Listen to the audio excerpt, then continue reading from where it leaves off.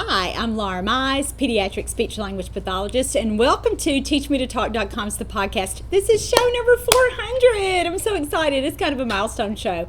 So one of the things that I wanted to do today is talk about something that's very, very common with toddlers and preschoolers with language delays, and it's the horrible time that they have sometimes in jumping from single words to phrases. And this can stress lots of us as therapists or adults out when we are trying to work with a kid because we think we have worked so hard, but we really want to hear that speech that sounds more conversational. And you really can't get to sentences with a child, which is truly conversational, until you hear some phrases. And so for lots of different children who've had language delays, this is kind of a make it or break it point. And so I want to share with you some tips or the 7 best strategies for helping toddlers move to phrases. So before we get to that though, I want to remind you that if you're watching this on YouTube, you can click the link and go to my website at teachmetotalk.com and get CE credit for this course for only $5. Now, if you are a speech-language pathologist or an early interventionist in the state, you're still having to rack up those CE units, even if you're not seeing kids right now, because you need to be sure that you keep your credentialing and your licensure. So even if you're listening and some therapists have jokingly written me emails and said, hey, I'm not seeing kids anymore, but I'm still listening to those podcasts. This is kind of my habit. I listen when I work out, or I listen when I drive, or whatever it is. So if you're just listening and not watching this, be sure that you go to teachmetotalk.com too and get your CE credit, because it can, again, really help you rack up those CE credits. All right, so, and don't forget, if you are watching or listening, that when you purchase credit for the CE course, you can get a handout. Now, lots of parents have told me that they're paying for the course and getting, don't need the credit, I think that they still have to do the little dots on the completion forms when you are purchasing that course, so that you can get down to the part that you can download the PDF. But the PDF is so valuable because you have the notes from the show, and then you can share these handouts with families, or if you're a parent, with the other parent who's perhaps not listening to the show, but you really want to talk to them about these strategies, or maybe even a therapist. Lots of therapists tell me, hey, I found you from one of the moms on my caseload who listens to your show, or who's been to your website or watched your YouTube videos. So that's great too. So I want to let you know about this resource, but you can only get it if you purchase credit. So look at that, take a look at that if that's something that you feel that you need. So let's talk about phrases and kind of start at the beginning so that you'll have a good idea of the background of what's normal. When is it normal for a child to begin to use phrases? So children with typically developing skills begin to use those short 2 and 3 word phrases by the time they're 18 months old. Now, if you're a parent, you may freak out right now hearing me say that, because you have a 2.5-year-old or a 3-year-old who's not there yet. But that's okay. And for those of us who work with language delayed kids all the time, one of the things we really try to do is always give parents hope, and always help parents kind of take the sting out of hearing when something is developmentally appropriate. So sometimes we don't tell parents that. And so we've got a kid that maybe is turning 3 that's gotten to the phrase point, and mom thinks he's fantastic, and he is, because he's made all that progress. And again, we want to be as positive and as hopeful as we can be with children. However, parents do need to occasionally be reminded of what's normal. And so kids really do start to use language when they use phrases when their language development reaches that benchmark level of vocabulary, with words that they say all the time, not just that they imitate. They've got to say them on their own, so they need to be spontaneous. When they get spontaneous words that enough, they'll start to produce those phrases independently on their own. And sometimes this will kind of take a parent by surprise. And I remember my oldest child now, who's 30, when he started doing phrases, and he was a little younger than that 18-month level. Language is kind of his thing. And one day he just popped out, I love my Pop-Tarts. And he had said a couple of little phrases before then, and that is more of a sentence. But as a mom, and even as a speech-language pathologist, and even, I was so young, in my, he was born when we were 23. And that still surprised me, even as a professional, because he just popped out that little sentence. But a lot of times we're expecting that from children who are still using single words predominantly, and that really doesn't happen because language does develop. No matter if a child is a late talker or if there's a language disorder, which we're going to talk about, language does develop in a pretty predictable sequence. Now, for our kids that have language disorders, and again, we're going to talk about that in a minute, what are the underlying reasons that a kid can't get to phrases? That's one of the things that we look for, but it's also one of the things that parents really expect to happen, is that they think he's just going to pop out, he's going to wake up tomorrow morning talking in full sentences, and that just rarely happens. So I don't want to discourage parents by saying that, but I do want to be truthful so that a lot of times you really have to work on this and help a child get to the phrase level, just like you had to help him get to that single word level. All right, so let's talk about that. And before we get to those strategies for teaching a toddler to use phrases, let's talk about the common reasons that a child may not speak in phrases. First of all, we've already mentioned language delay. Now, if you've been listening to my shows or reading my information or maybe have some of my therapy manuals, you know that I talk about this a lot, the difference between language delay and language disorder. And if you're a therapist and aren't really explaining this to parents very often, you probably need to add this to your little repertoire of discussions that you have with parents, because it's so important. And as a therapist, this is something but it may not be something that you apply in your everyday practice. So let's talk about the difference between a language delay and a language disorder. And kids who aren't doing phrases, they cannot be doing phrases for lots of reasons. We're going to talk about 6 of those right now. But let's start just with this basic language delay and language disorder. Language delay means that there is just a problem with timing, so that a child's milestones are coming in, they're just slow. So even though he might be 24 months or 30 months, or he's turned 3 or 4, he still sounds like a younger child. And that's language delay. And again, it's not that there are lots of unexpected things going on. Everything is really happening in a sequential manner, like we already talked about, but it's just really slow. And so when we already said that we hear phrases from a kid at 18 months, a kid with a language delay might not use phrases until he's 2 or 2.5, or again, maybe even closer to 3. And so we have to think about that with parents. And there are, when we start to talk about the strategies that we use, there are particular strategies that will be more effective for particular problems or particular diagnoses. So if you're a therapist, this is super important too, because you want to be sure that you're picking the right strategies. But our language delay, language disorder talk is really important for parents, because sometimes with delay, you parents, again, don't really understand that things are still going to kind of keep that slower pace. Even though we're working with a child in therapy, they don't always catch up as quickly as we would like. And so sometimes you have to talk about the amount of delay. The gap is closing. So when you first started to see a child, and let's say that you got a referral when or you're a parent, you have a kid, and you've been to that your child's 2nd birthday checkup, and you've gotten there, and the doctor has said, you tell him he says 10 words, and the doctor panics a little bit and says, gosh, we got to get him in speech. And so you go and you have your child evaluated, and the therapist says, really he's functioning at a 12 to 15 month level. Well, what kind of gap is that? That's a year-long gap. And so then, and again, that's disheartening for parents to hear, and sometimes they really disagree with it because they say, he's so smart, he can't be a year behind. But you have to realize that we are looking at these isolated skills. So even though a child may have some strengths in other developmental domains, he could still be at that 12-month level in expressive language because of that delay. So he's just not talking yet. There are not really other things that are really delayed, but there's that year gap in expressive language. And so as a therapist, we may work with the child, and he's made incredible progress, and then in 6 months He's still behind, but it may only be a 6-month delay versus the year gap. And so it is going to take most kids who are in therapy some time to catch up and some time to close that gap. So be sure that you're talking about parents about that even at the beginning, because again, sometimes you'll start working with a kid even before they're 2, and a parent will expect that therapy may only last 3 months or may only last 6 months or something like that. And so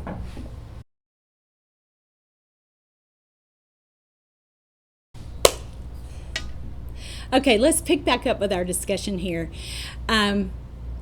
So a parent may, again, need you to help explain that to them, that therapy takes a little bit longer than they may initially expect. And some children with language delay do catch up very quickly. So some do. And you may have kids who kind of do that, and those are your stars in therapy. But a lot of the time, we're going to have to talk to parents about, it's going to take a little while longer. It takes more than just a few little weeks to get a lot of these issues moving in the right direction. So that was language delay. There's a problem with timing there. The child's skills are coming in, they're coming into that expected sequence, but it's just slower.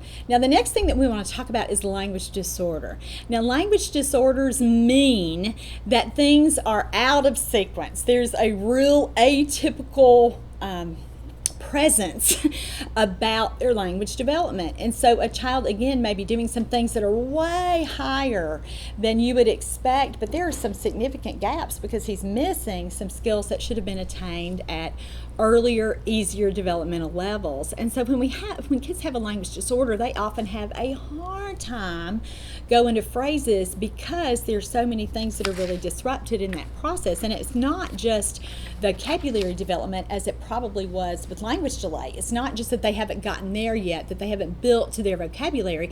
There are some other differences that are happening in the ways that they process language, probably, and also then in the ways that they express language. So when they start to talk, some things aren't going to be as we would expect. And so we see this a lot in children with autism, because that is a language disorder, not just a language delay.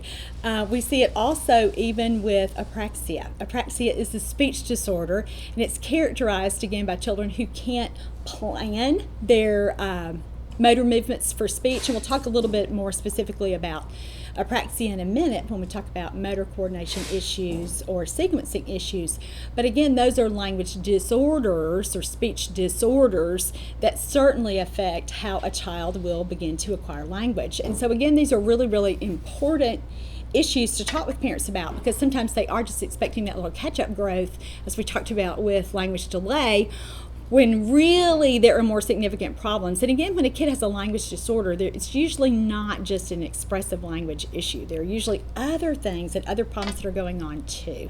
And so we'll talk about that a little bit as we proceed, but those are the big things. Let's talk about some other reasons that a child may have difficulty making that leap from words to phrases. And again, as a therapist, this will give you some idea of the strategies that will probably be more successful than other things that you may try.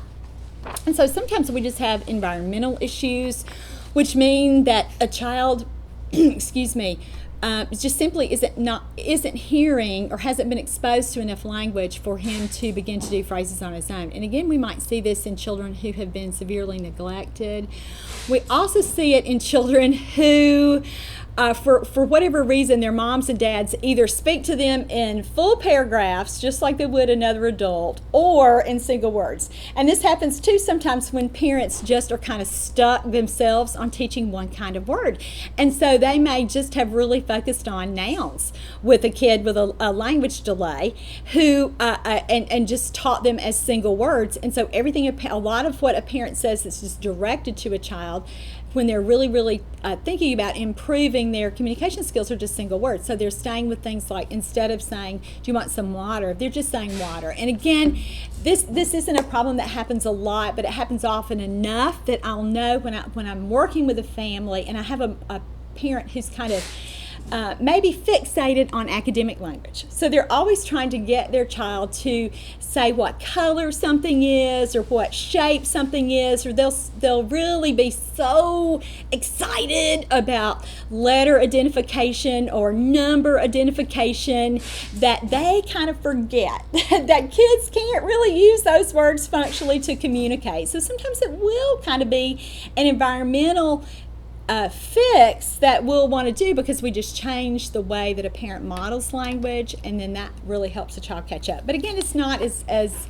clear cut as that. There are usually some other things going on too, but it's enough of a problem that I see it sometimes when I can get a mom or a dad to really change what they model, and that we're all now, instead of being so focused on single words, and sometimes I've kind of done this inadvertently with a parent in therapy, they've been talking again in paragraphs, and I've tried so hard to pull them down to that single word level. It's hard to get them to make that bump when I say, okay, now come on now, you guys stay with me, we're working on phrases here, so I need you to model some phrases when you're trying to teach them something. And so let's kind of think about that as a strategy too. All right, another reason that children may not speak in phrases is there are underlying cognitive issues. And this happens often with children who have global developmental delays, meaning that they aren't just late talkers, but they are late in everything. Their self-help skills are delayed, their fine motor skills are delayed, they are late walkers, so they have some issues with all of those things, and they just seem, again, that when you look at their behaviors or their skills that they are using, it's like a much younger child, again, because they have that global developmental delay. And sometimes those kids too will also have a medical diagnosis. And so when we see that there are these underlying cognitive issues, we know that phrases are going to be a little harder. And why does that make a difference? Because sometimes kids with toddlers, particularly with and preschoolers, if they haven't gotten past this developmental point, cognitively they're not really at that 18-month developmental level yet where they start to join concepts or join ideas in play. And we'll see this a lot with kids who maybe seem like they're playing with something, but you've got to really look, and they really are only using one object at a time. So this would be a kid who gets so mad at you if he's playing with the truck and you try to put a person in the truck to drive the truck, or you might try to hook a trailer on and even put an animal in the back or something. Let's say he's playing with a kitchen set and you notice that he's just kind of fixated on the cup with the kitchen set, and all he wants to do is pretend like he's drinking from the cup, and it's really hard for you to get him to do anything else with it. He doesn't really want to give you a drink with it. He won't pretend with a doll or a stuffed animal. He has a hard time when you try to show him how to stir with the spoon. He may kind of, in the cup, he may resist that, not really want to put those two objects together. And so you start to see that with kids, or they'll, like the kitchen set, they'll just kind of sit and go through, if there are lots of pieces of plastic food there, you'll see them with maybe the ice cream cone, well, they're going to try to lick that, and they'll try to take a bite of the cookie, but everything is just one thing at a time. And those kids have a really hard time joining ideas. This happens a lot with kids with autism. And so many parents have told me in the past that, nobody ever talked to me about that. I didn't really understand that. I didn't really kind of push him in play to learn to include two things or to sequence two actions because he just gets so mad when he does it. And I didn't realize that really is an important cognitive bump. And again, let me talk about this with kids. You can't really make them join an idea, and you can't really make them do a phrase. They've kind of got to get there on their own, but we facilitate that by teaching them how to join ideas in play. And again, that happens better when we do something concretely, like right in front of them, and making them do it rather something that's abstract, like using two words together. And I can see sometimes when this has happened with a child, that even when I've made this mistake, when there have been global delays, and so they have a significant medical or developmental diagnosis already, and I'm really pushing phrases, and then I think, gosh, Laura, you better stop it right here, because even though they may be able to say that phrase, it's still not really conceptually mastered by that child. And again, you can tell by play. So look at kids like that and make sure that during play you are joining two ideas and joining two objects, and again, sequencing. And so if you need some help with that, I've done a lot of podcasts on play, so go back and look at those 7 steps for teaching a toddler to pretend play are just critical for working with kids like this, because you really got to walk them through that play process. And when they master this concept of joining ideas, then they're going to be developmentally ready to join words as they communicate in language. So that's kind of the fourth common reason that I found in my career that children may not speak in phrases. All right, the fifth one we've already talked about a little bit. It's when a child has motor planning or coordination issues. And we mentioned apraxia, or childhood apraxia of speech, or suspected childhood apraxia of speech. And if you are not a speech language pathologist, you may be quite surprised to learn about the controversy of using the diagnosis of apraxia in a child that's under 3. It's often overused, and lots of parents, again, kind of do this even without the help of a therapist. They'll read on the internet, even on a site like mine, where I try to just be so hopeful but truthful at the same time.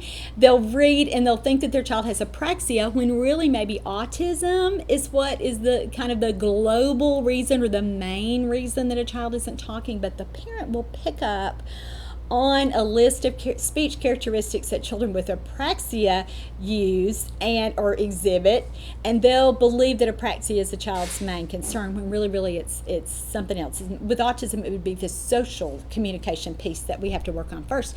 And let me say one more word about this. I feel like I'm talking myself in a hole here, but I want you to hear this as well. There's a study that says over 60% of children with autism also have apraxia. So that's another reason that parents kind of get hung up on that, and therapists can even do this too. And earlier in my career, I would say that I probably did overuse apraxia or use it too early with a parent.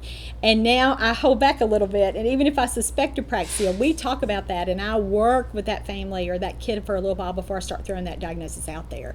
And ASHA, the American Speech and Hearing Association, really advises that we wait until a child is over 2 to really talk, or over 3 to really talk about that firm diagnosis of childhood apraxia of speech. But many times it's so clear when a child is 2 that that's the real issue, and we go ahead and diagnose that and talk about that and get the right strategies in place.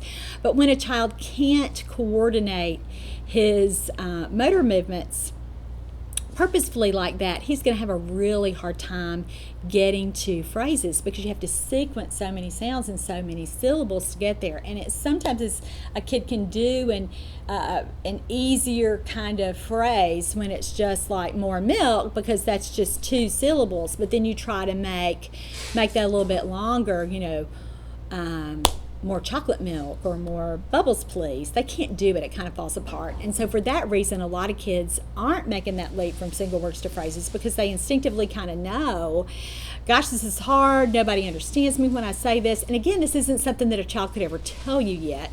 That's just what's happening there. It's easier for a mom to understand one word, or for people to understand one word, so they kind of get stuck there, because when they try to do multisyllabic words or phrases like we're talking about today, it just kind of falls apart. Their intelligibility stinks. It declines. And so, or they can't do it at all. They just can't get it out. It's just not there yet. And so that's something that we look at too. And so for our little friends with apraxia, we see that a lot, where they have it might take a while to get those single words going, and then they just have a really hard time, again, sequencing well enough to do phrases. And that's why some experts will say with kids with apraxia and motor planning issues, you should go straight to phrases, because you don't want them sounding so developmentally behind, and you really want to get that sequencing going. But I've found there's some better ways to do that, and so I want to make sure that I share those with you today, and we talk about that. But there is kind of a controversy there among professionals about whether we should go to phrases more quickly than I'm talking about today in this information with a kid with apraxia than than a kid with another kind of problem that's making phrases more difficult for him. All right, and the last issue that we want to talk about that would be a common reason that a child may not speak in phrases is another physical problem. So this might be a kid who has noticeable muscular differences. So these are our kids with gross motor delays. They're later to walk as well, later to run, later to climb. It may have started back in infancy, later to roll over, later to sit up. And again, these are kids that probably have lower muscle tone, our little friends with Down syndrome, our little friends with any other kind of neurological deficit that's really, again, you can see throughout their little bodies. And so for those kids, phrases are going to be harder because it's just physically harder. We're going to talk about breath support and again, just structurally, when they have lower muscle tone, again, it's just they have to work a little harder to get that going. So phrases, anything longer for them to say, is going to take more effort. And so, again, we got to get them over that hump with some things that we do to make that easier for them. But that might be another reason. Our little friends with dysarthria, and we'll talk about that as we go. That's the speech diagnosis. If you are not a speech language pathologist, that really refers to a child with, again, identifiable neurological differences that cause muscle tone differences. So the tone is either higher or lower, and that's just an obvious kind of issue that's going to be harder for a child to talk because their body is not functioning in a way, or the starting point is kind of different because their muscle tone is different. And so we have to help them do some different things too. So those are the reasons that a child may not speak in phrases. And those are really, really important because, again, I told you that we can target our interventions that will be more successful, or in a way that, again, is specific to the diagnosis. Now, it doesn't always work like this, and I don't want you to feel like Laura Mize said that if a kid has apraxia, these are the only strategies that work for moving a kid to phrases. That's not exactly what I'm saying, but it will get you headed in the right direction. And if you want to have a physical reference or a more in-depth explanation for this information, this is all included in my therapy manual, Building Verbal Imitation Skills in Toddlers. And it walks you step by step through this process, and getting to phrases is the last level. It's level 8 in this manual. And so for some kids, we've had to work through the whole process of teaching them how to imitate. They've had to learn how to imitate actions, and they've had to learn how to imitate gestures. And then they did play sounds and environmental sounds. And then they finally got to exclamatory words. And then they got to only using words in automatic verbal routines and automatic speech and verbal routines. And then they got to single words, and then they got to phrases. But guess what? You're still going to have to work hard to get them at that phrase level. Now, thankfully, some kids with language delays move right along once we build their vocabulary base. And that's what we're going to talk about right now, is that's our first strategy for teaching toddlers to use phrases, is getting that vocabulary built. And do you remember, this is a pop quiz, do you remember what I said is the benchmark level for children to begin to use phrases independently when their language development is within that typical range? It's that they usually have between 35 and 50 words. And so I kind of err on the side of building as much single word vocabulary as I can before we purposefully work on phrases in therapy. And I found that this really is the best way for the majority of children, because we always want to be sure, as early interventionists and as pediatric practitioners, that we are supporting language that kids can generate in a more naturalistic way. And so when we do a lot to work on phrases with a kid who may only have 10 words or 20 words, what are you doing there? You're really creating a splinter skill, because children with typically developing language aren't at that phrase level yet. They're still acquiring a variety of single words to use to be able to combine them independently or generate those phrases on their own. And so we have to be really, really sure that we are building a child's vocabulary so that we support that natural phrase production. And this kind of is a way too that you'll know as a therapist if you're still kind of stuck on that. Is this a delay or is this a disorder? And sometimes we get stuck there. And you get a kid to that 50-word level, and voila, they start to do phrases on their own. And that's what we want to hear. So that's our very first and best strategy for helping a child begin to use phrases, is really, really take a look at a child's spontaneous vocabulary. Now, I already said this for therapists, and I know that you got it, but if you're a parent listening, spontaneous is a really, really important word here. You want the child to be doing phrases or words, enough words on his own, so not imitating you or copying you, even though that's so important, and it's fantastic that a child can do that, and you probably worked him up to that. But we want kids to really learn to use these words, again, independently, so that they're not having to hear you say the word first and then they say it. And so we want you, as a parent, what I have parents do as in my practice is keep a word journal.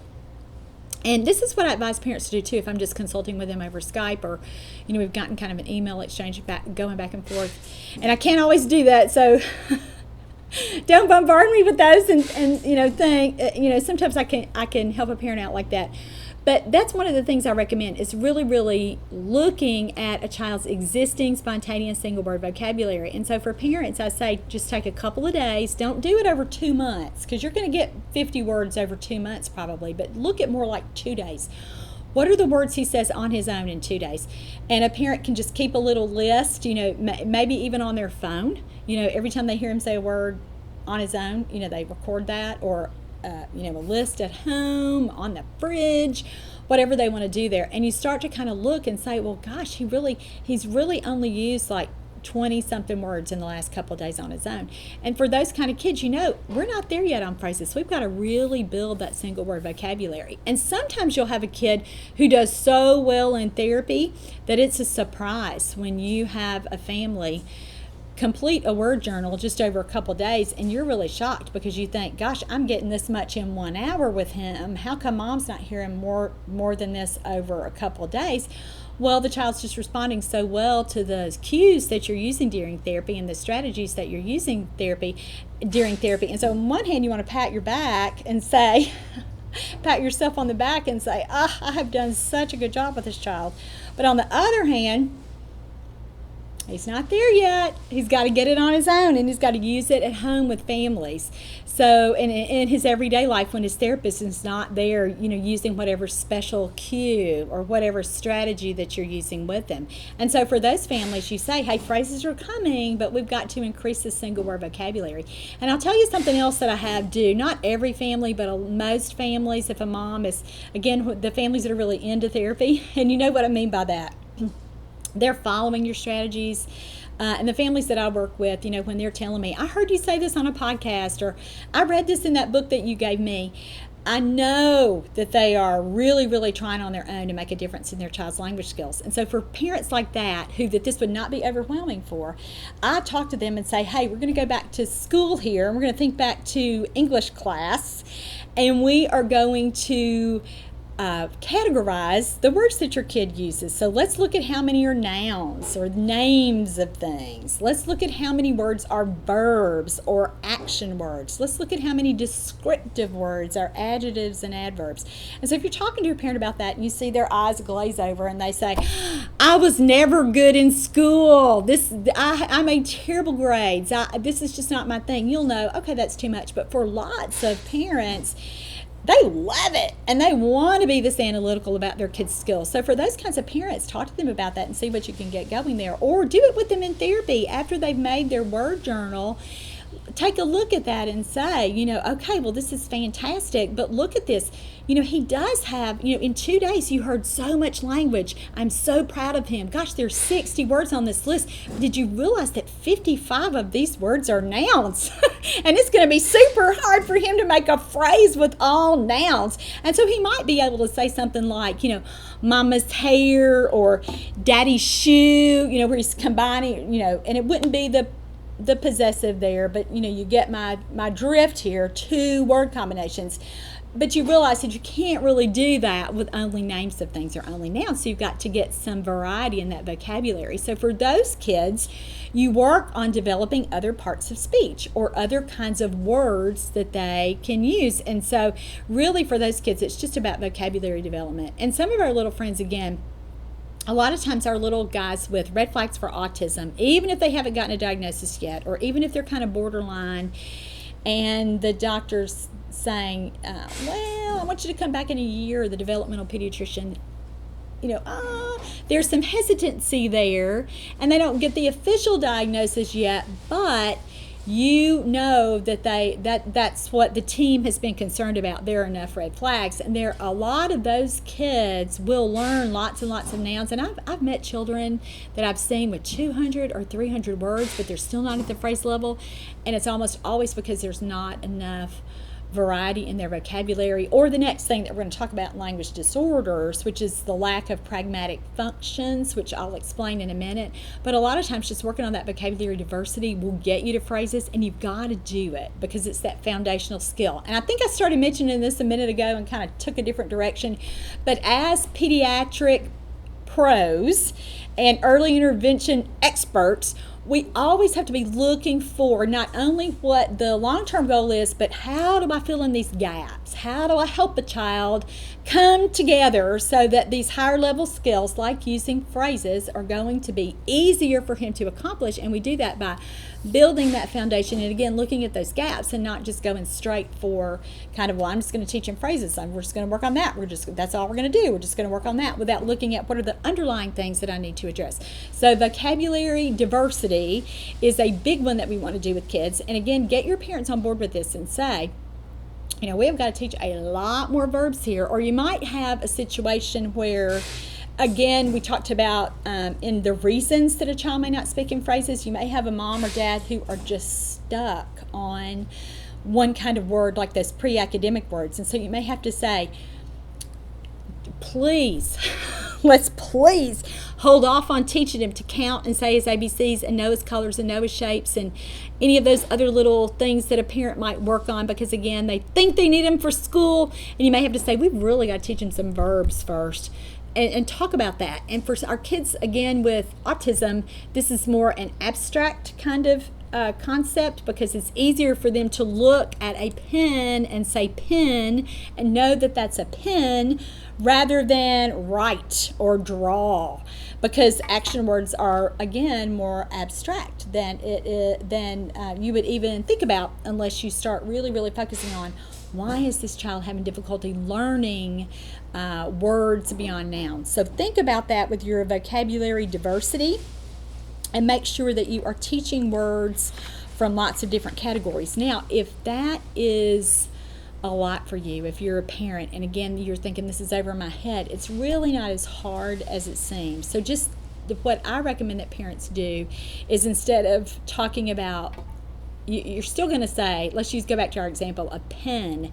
You're still going to use that noun, but you need to really think about what's that action, what's that function, and try to teach that word and focus on that word. And you might need a word list to kind of get you going on that where you can simplify it enough. And again, you can find that in Building Verbal Imitation in Toddlers, and that's at my website at teachmetotalk.com. And that information will help you tremendously, because you'll get kind of a starting point or some ideas for a vocabulary list, and you can address that. And so you have nouns, and you have verbs, and you have prepositions, which are really, really important, and those are location words like in and out and off and on and up and down, and those kinds of words are super, super important too. And kids are probably following directions with those words and understanding those words, but you might really, really have to work on those to help a child begin to acquire those expressive words so that he can begin to use phrases in that way too. So we talked about nouns, we talked about verbs, we talked about prepositions, and then pronouns are another important part of speech for toddlers to acquire. Kids with typically developing language skills begin to use pronouns by about 27 months. So within a few months of that second birthday. So words like my, you, I, those kinds of words. So, and any version of my is a huge word for toddlers: mine, me, my. And so those are good words to be sure that you're adding to. And the, pronouns are kind of fun to teach because you can tease a child. And we'll talk about that in a minute when we get to the preferred word list for teaching phrases, because you can often pair my with a noun and get to phrases pretty quickly, because toddlers understand that. That's the developmental level that they're in. That's why they don't want to share. That's why they have such a hard time with that. So being really possessive about something and saying, my book or my shoe or my whatever, really, really will help them kind of get over that hump to phrases too. So you've got to look at their vocabulary. And also, I mentioned before, the descriptive words, the adjectives and the adverbs. And again, if a parent is stuck on shapes, colors, letters, and numbers, I try to talk about other kinds of descriptives that they can do: hot and cold, and yucky and yummy. And again, you can get a list of those things and really think about developmentally where a child is, and think about, how can I teach that word in the situation? How can we emphasize something beyond that noun? So take a look at that information if you need that. I've already mentioned here that sometimes therapists will disagree with building vocabulary to this point, especially for a child that has suspected childhood apraxia of speech, because they will say, sequencing is the problem, so I want to give him something to sequence. But again, in my experience, I've really, really, really learned to stick to that. No, we're going to wait until that child has 50 words or more before we really, really focus on phrase production in therapy. All right, so that was our first best strategy for teaching a toddler to use phrases: build a child's vocabulary. The second strategy is also really, really applicable to children with many different diagnoses, or the reasons that we talked about that a child isn't using phrases yet. Excuse me, and it's called expansion. Pardon me. It's called expansion. So what is expansion? This is when a child says a single word, you as the adult add a word to it and then model the phrase.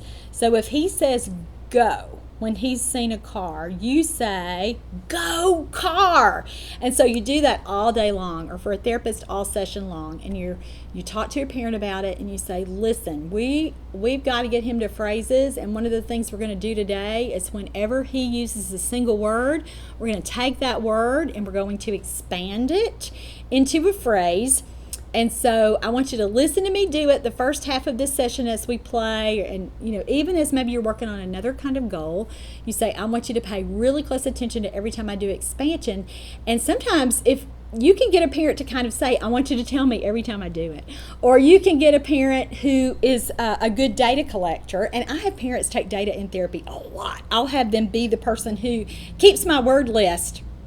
And I'll say, every time he says a word and I expand it, I want you to either write it or just keep a little tally mark. And let's see how I do within this 10-minute, one activity. Let's say that we're going to do Play-Doh.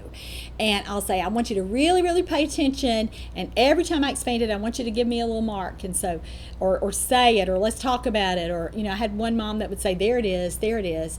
And so that really helps a parent start to listen for it before they start to do it themselves. And so that's another great strategy that you can use here to teach a parent how to do it. Because again, we want parents to be using this information not just when they're with us, and not when they're just focused on, this is our therapy homework time, but all day long. And so you get them in the habit of practicing this even right in front of you, and it becomes a lot easier for them. So if a kid says block when you're playing, if he's asking for a block, you could, cue mom to say, let's see if he'll say block please, or let's see if he'll say more blocks, or more block, or let's see if he'll say, block down. And so you pair another word with it. And let me just say too, when we're doing expansion, it works best, and the child will be more likely to use expansion and really catch on and be able to, again, not only hear when a parent models that, but imitate that back. It's when they already use that word in their existing vocabulary. And it's really hard for particularly toddlers who've had language delays and disorders, and they're already in speech therapy. So there's a reason for them, that this is a bona fide problem for them.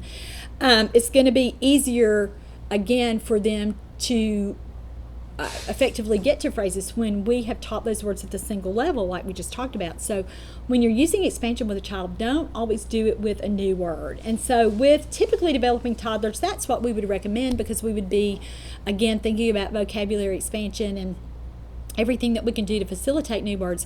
But with our little late talkers, our kids with language delays or disorders who have had difficulty getting to phrases, don't pair a new word in a phrase. Take their existing words. And so that's why, going back to that original strategy of having a large enough spontaneous vocabulary is going to be really, really important, because you then have got to have enough words to pick from that child's word bank while he's talking, to be able to produce phrases or model phrases that he might be able to imitate himself. And so think about that as well. And again, I think I've maybe overcomplicated it a little bit when I've tried to explain it. It is easier than it sounds by this explanation that I've tried to give here. But just think about it. So if a kid is saying, mama, mama, and he's, crying for mama, think of another word that he could pair with mama, and put that together, so that, again, that's going to be a more likely combination for him. All right, so that was our second strategy, expansion, so that when a child says a single word, we add a relevant word, and don't pick something that's not going on. Try to keep it, in the here and now. And let's say that he's I've given you some examples already, but let's go back to Play-Doh, and let's say that you were playing with the Play-Doh, and he says something like push, let's just go with push. He says something like push, and you're thinking, what am I going to add here? Push down, whatever the shape, the cookie cutter that you're using for the Play-Dohs. Push cat, push more. Think about the words that he has. Naturally a parent might want to say push Play-Doh, but if he's never said Play-Doh, that's going to be hard for him. So talk to parents about that as therapists. And again, as a therapist, you know this, but be sure that you're kind of sticking to it. And sometimes when we're using expansion with a child, that's what I'll think this isn't working because I'm not paying close enough attention to what the extra word that I'm adding is, what the new word, it's too new. And so go back and use the child's existing words there. All right, the third strategy for teaching toddlers to use phrases is this is kind of a cheat step. Here we're going to try to introduce holistic phrases that express emotion that are really phrase length, but the word holistic there gives you an idea of what's going on. Even though the child is technically saying 2 or 3 words here, he's learned it as one whole phrase. And so phrases like no way, or give me that, or where'd it go, or what's that? Kids may say those kinds of things, but really they may say them early.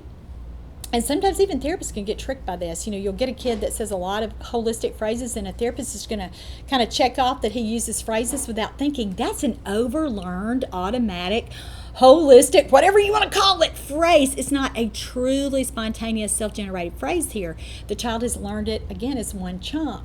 All right, so it sounds like that's kind of a negative thing, but it's really not, because for some children, and we talked about this for kids with apraxia, some kids really need that extra step to help them sequence. So for some kids, we do intentionally introduce those little phrases, I got it, any of those little things that I've already said. Oh boy, that words that are paired together like that naturally, that will help them learn to sequence that. And again, oh boy to them doesn't mean oh and boy. It means wow, or something like that, some kind of exclamatory, oh, I'm so surprised here. But they've learned it as one word, but that still provides enough practice sequencing. They still learn to say that and say that enough. And those little phrases help so much too, because they express so much emotion that kids like it, and they'll want to continue to say those little things as they play, just like we do. I'm sure if you listen to your self-talk, you have some things, some little holistic phrases that you use all the time. And kids may pick up on that if you're a mom. And so rather than a therapist, or I have kids, I say a lot of times in therapy when I like something or when a kid has done something great, I'll say, I love it. And a lot of my little friends will say that too. And so again, think about how effective that can be. And it doesn't work for all kids, but it works for some kids. All right, excuse me. They're cutting hay in central Kentucky, as you can tell by my voice. And so I am really hoarse and coughing today. Sorry about my need for water. these allergies. All right, so that was strategy number 2. We're going to practice expansion.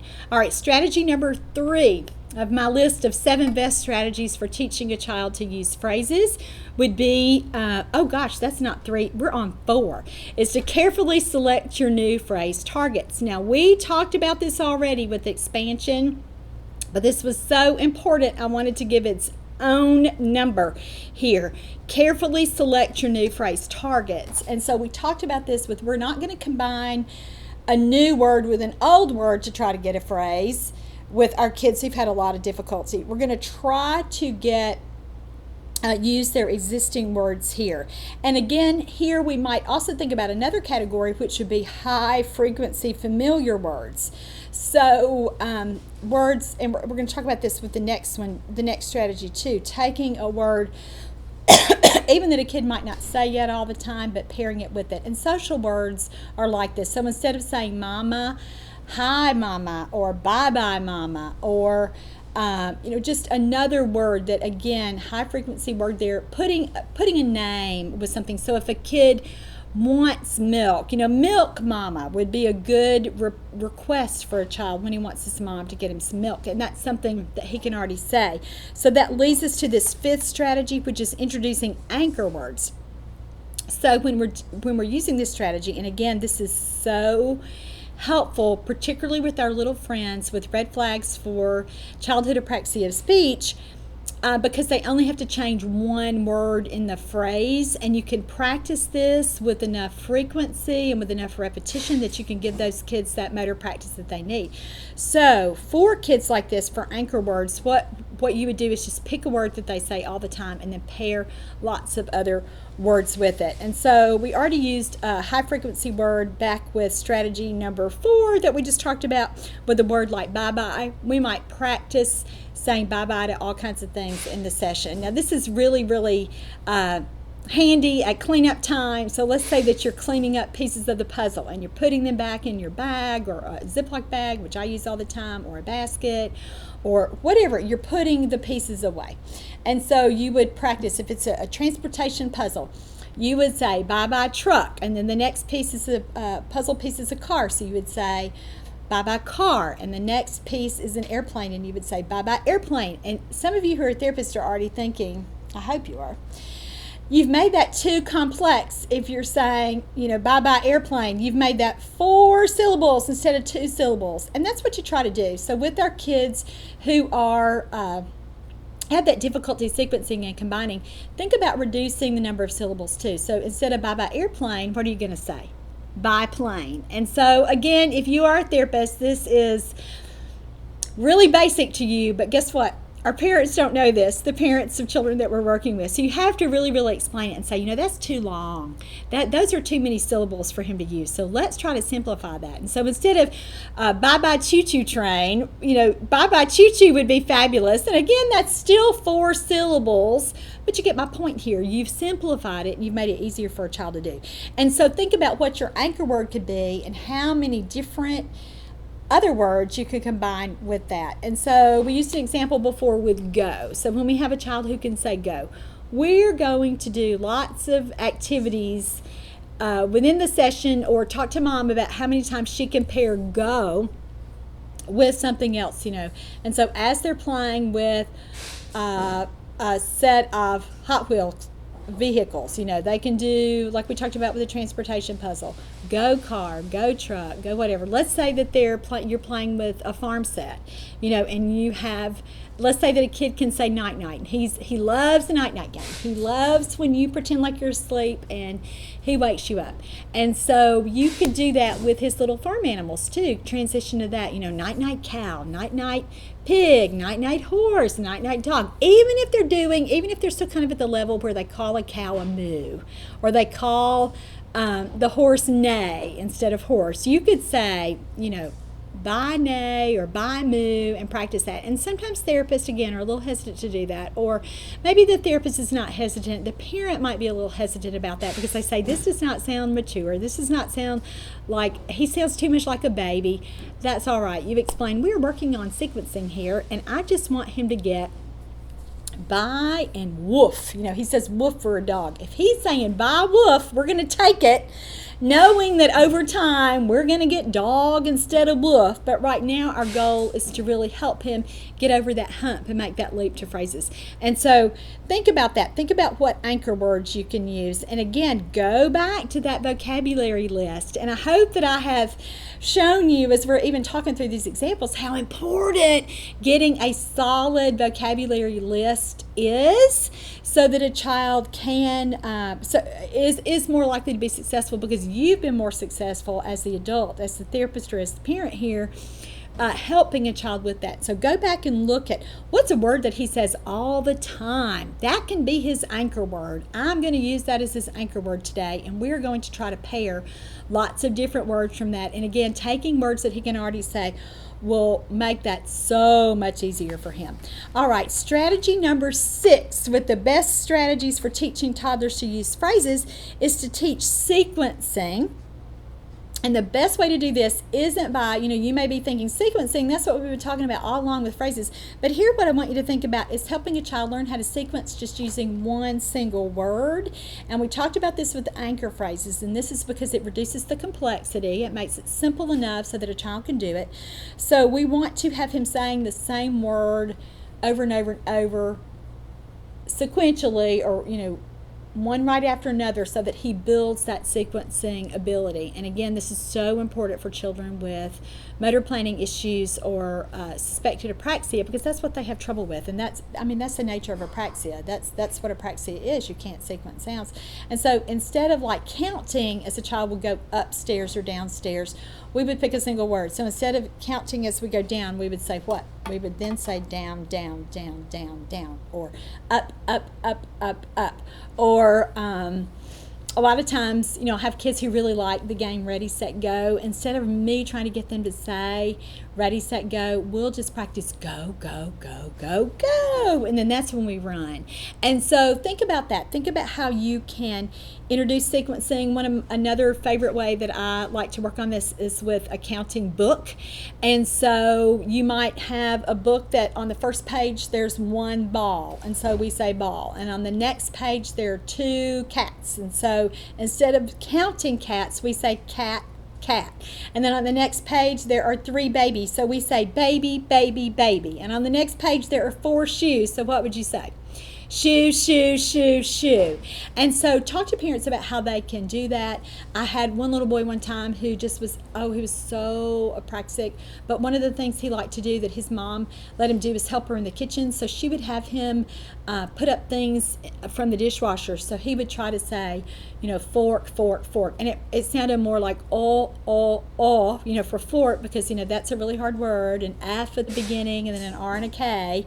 But he could get the, part. And so the vowel there. And so that's one of the ways that we really taught him to sequence, is really focusing on using this strategy throughout the day, so we got enough practice.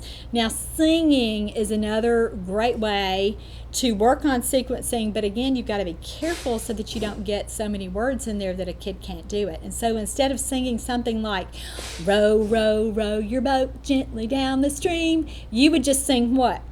Row, row, row, row, row, row, row. And that gives the child enough practice. And again, you're probably going to want to use a better target word than row with an initial R there.